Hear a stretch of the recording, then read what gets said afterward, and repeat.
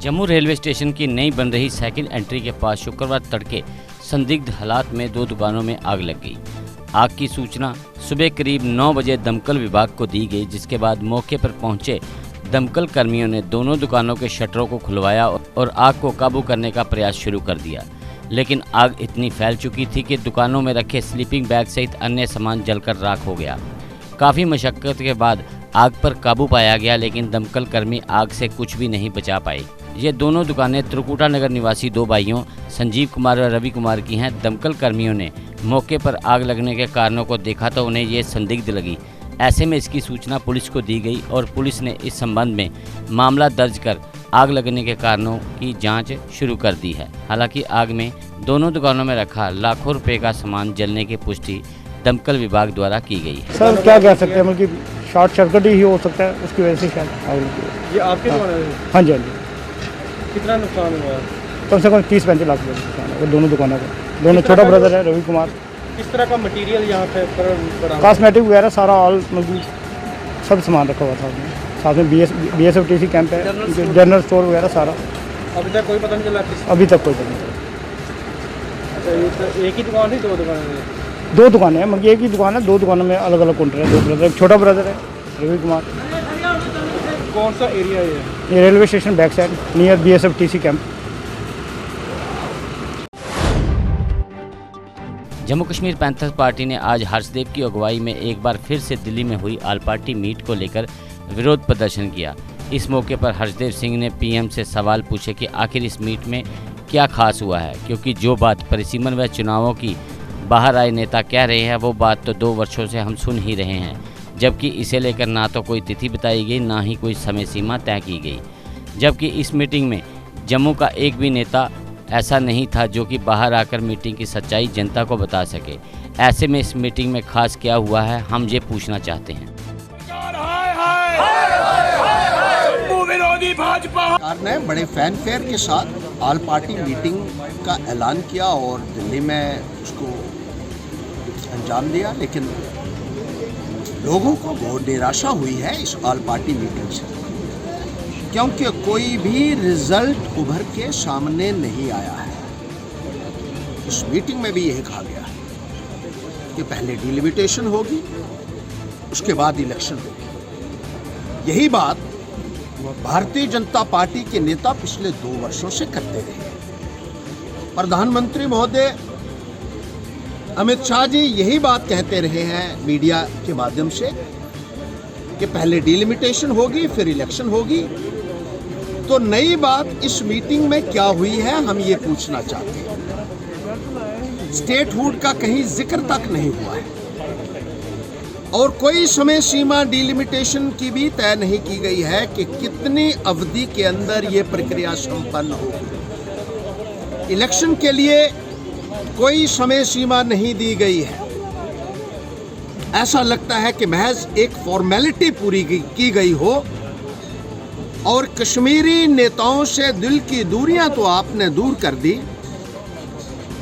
दिल्ली से दूरी भी कश्मीर की दूर हो गई, लेकिन जम्मू का क्या मैं पूछना चाहता हूं। जम्मू के अंदर भारी मायूसी है। जम्मू का जिक्र तक इस मीटिंग में नहीं हुआ, जिसकी वजह से जम्मू के अंदर एक भारी रोष देखने को मिल रहा है, एक मायूसी है, एक गुस्सा है।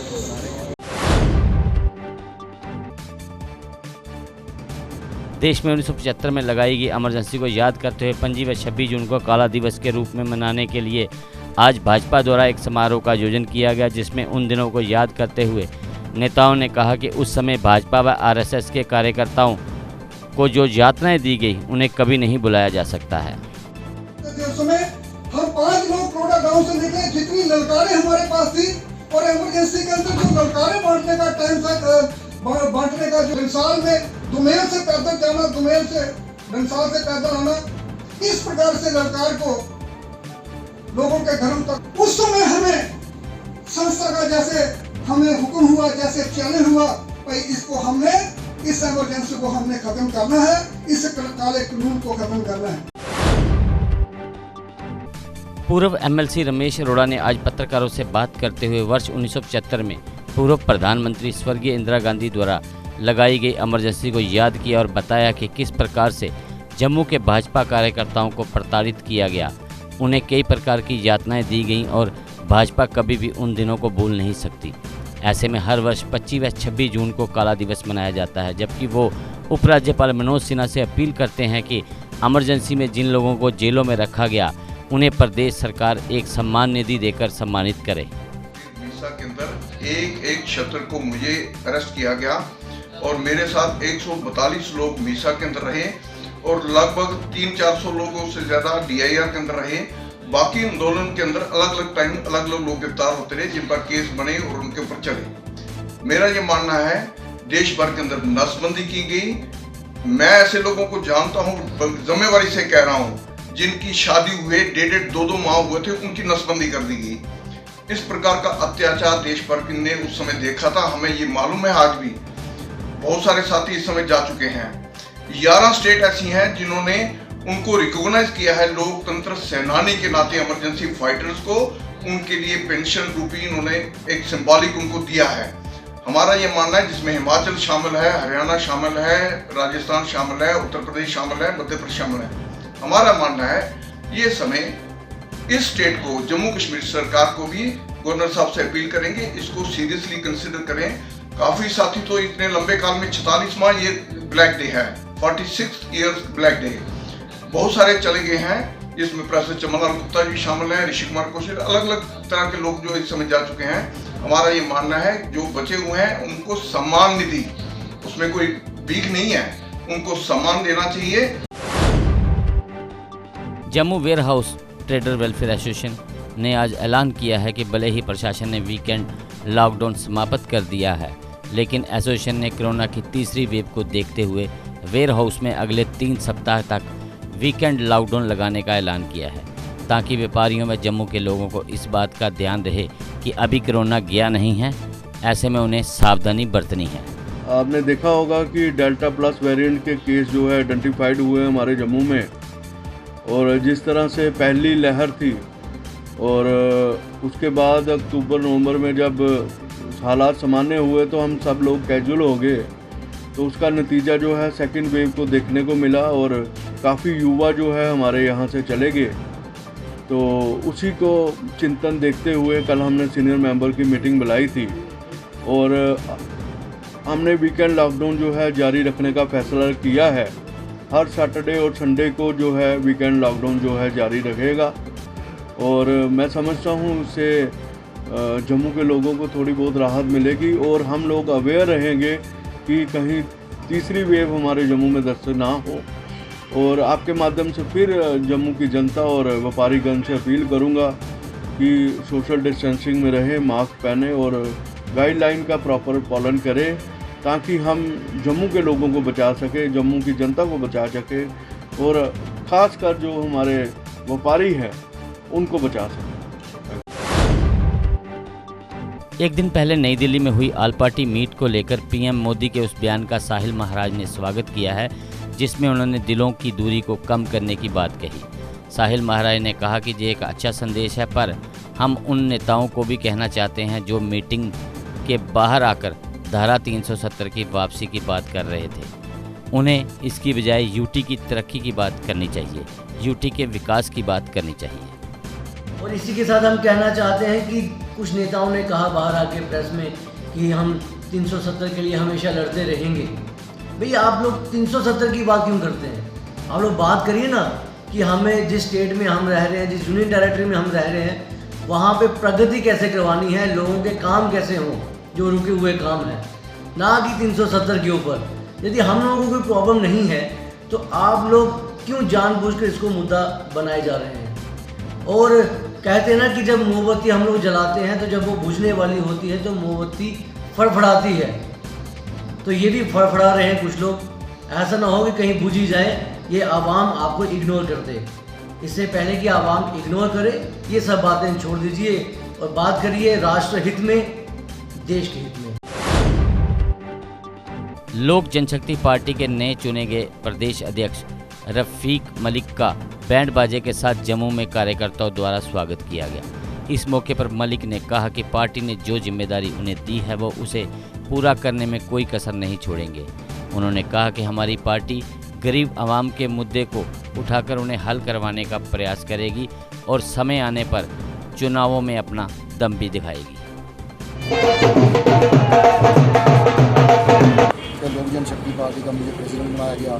मैं चिराग जी का शुक्रिया अदा करता हूँ, वाजपेयी साहब का शुक्रिया अदा करता हूँ, नेशनल पार्टी के जो सारे हमारे लीडर हैं उनका सबका शुक्रिया अदा करना चाहता हूँ। हमारी जो जम्मू की यूनिवर्सिटी है सबका शुक्रिया अदा करना चाहता हूँ। हमारा यही आ गया है कि हम जो गरीबों के मुद्दे उठाते रहे, गरीबों की आवाज़ बुझाते रहे, कि गरीबों के साथ सपोर्ट करते रहे। तो आज मुझे लग रहा है कि जो पहले हमारे पासवान साहब ने मुझे एक मौका दिया था, तो आज चिराग पासवान जी ने भी हमें मौका दे दिया, क्योंकि नेशनल के प्रेसिडेंट वही बने हुए हैं इस टाइम। पासवान जी के बाद चिराग जी संभाल रहे हैं, तो इसीलिए हमने जो गरीबों के मुद्दे थे वो लेके चलेंगे। जम्मू जिले में अनलॉक की प्रक्रिया शुरू हुई तो लोगों को राहत की सांस आई, लेकिन इसके बाद प्रशासन ने वीकेंड लॉकडाउन को भी बंद कर दिया और दुकानों को शाम 7 बजे तक खोलने का आदेश दिया। ऐसे में आज भी जम्मू में जिम बंद हैं और जिम ट्रेनर लगातार मांग भी कर रहे हैं कि आखिर सब कुछ खुला है तो जम्मू में जिम क्यों बंद है और ये कब खुलेंगे, क्योंकि कोरोना से लड़ाई में स्ट्रांग इम्यून सिस्टम ज़रूरी है और जिम इंसानी शरीर को स्ट्रांग बनाने के साथ साथ उसे अंदर से भी मजबूत करते हैं। ऐसे में जिम को बंद रखने का कोई औचित्य नज़र नहीं आ रहा है। इन हालात में जिम ट्रेनरों ने मांग की है कि जम्मू में जिम जल्द से जल्द खोले जाएं ताकि उनका भी रोज़गार चल सके और युवाओं को भी अपनी शारीरिक मजबूती मिल सके। Definitely as being a gym enthusiast मेरे को लग रहा है कि जिम का एक ऐसा सेक्टर है जो हमेशा, चाहे वो पिछले साल के लॉकडाउन से जब बहुत देर तक हमारी अगर सारी की सारी इकॉनमी ने सफ़र किया तो जिम के सेक्टर ने सबसे ज़्यादा सफ़र किया अब उससे।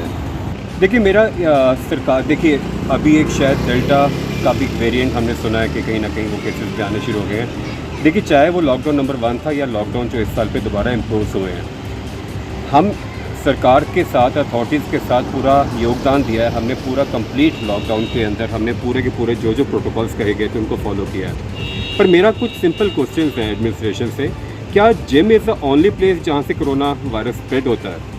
आज की डेट में अगर आप गर्मी देखो, मर्करी 43, 44, 45 को टच कर रही है। ऐसा कौन सा शोरूम है या ऐसा कौन सा मॉल है जहाँ पे एयर कंडीशन बंद किए गए हैं? और अगर एरोसोल्स ही रीज़न है जहाँ से कोरोना वायरस के जो ये वायरस है ये स्प्रेड करता है दुनिया में, तो जिम के अंदर ही क्या ये कोरोना वायरस स्प्रेड हो रहा है? अगर सब के सब सेक्टर्स को, let it be malls, let it be these shopping complexes को परमिशन दे देगी खोलने की, तो जिम को भी परमिशन मिल जानी चाहिए, because same type of people who are going in these malls are coming to the gym. Dental surgeon association Jammu ने लगातार 5वें दिन अपनी मांगों को लेकर अनिश्चितकालीन हड़ताल को जारी रखा और उपराज्यपाल से उनकी मांग को पूरा करने की गुहार लगाई। इन सर्जनों ने कहा कि वर्ष 1987 से उनकी जो पद हैं उनके लिए फंड की मांग की गई थी, लेकिन एक ब्यूरोक्रेट्स अधिकारी ने इसे लेकर फंड देने से मना कर दिया, जो कि डेंटल सर्जनों के साथ अन्याय है। मैं 2013 से पास आउट हूँ सर। हमारी कुछ बातें हैं वो ये हैं कि more than 7,000 families of unemployed dental surgeons are waiting for recruitment till now. 1000 से ज़्यादा ऐसे डेंटल सर्जन्स हैं जो ओवर एज हो गए हैं, जिन्होंने अपनी लाइफ में एक बार भी PSC नहीं देखी है। उसके बाद सिर्फ 543 डेंटल सर्जन्स हैं जो इंडिपेंडेंस से लेके अभी तक जो एडजस्टेड हुए हैं थ्रू JK PSC, उनकी रेशो है सिर्फ 543। 2014 में we had gone through a protest जिसमें हमें ये बताया गया था कि हमारी जो पोस्टें हैं वो रिक्रूटेड की जाएंगी, बट उस टाइम भी हमारे हाथ कुछ नहीं लगा था। We settle here for about 2 months, but कुछ उसका हुआ नहीं था।